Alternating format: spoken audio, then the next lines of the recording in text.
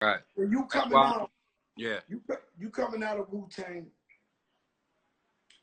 one of the biggest rap groups in the history of mankind. Right. Um, and like everybody held their own. Everybody was a superstar. Everybody was, but you, I would say, was the franchise player. You was the LeBron James of Wu-Tang.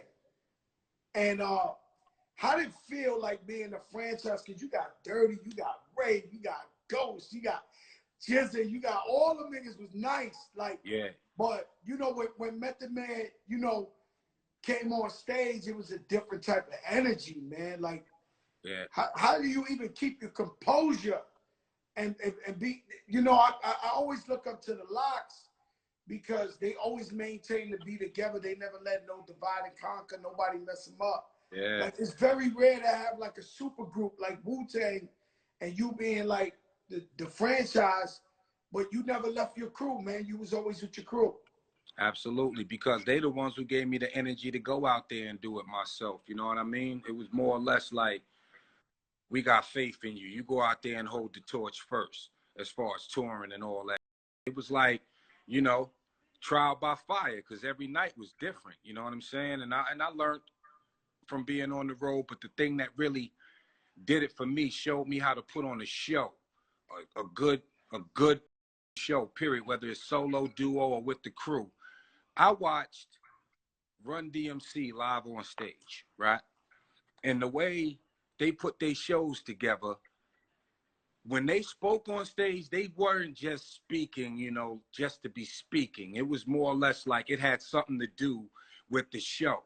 Like, for instance, uh, Run was like, "Hey, yo, D, what's that?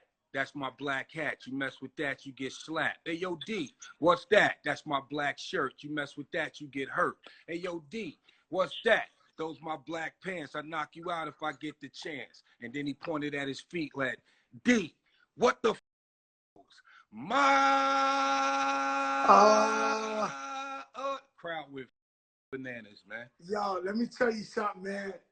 Uh, that's ill how, you know, people can look up to us as their favorite rappers and but we still will remember play by play what somebody else was saying. Yeah.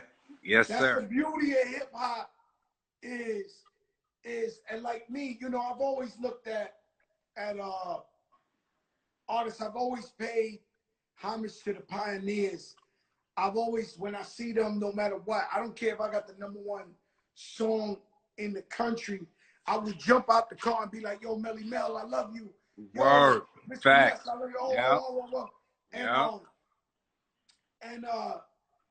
and and it's not taking shots at this generation, but I think that's the difference between our generation and this generation.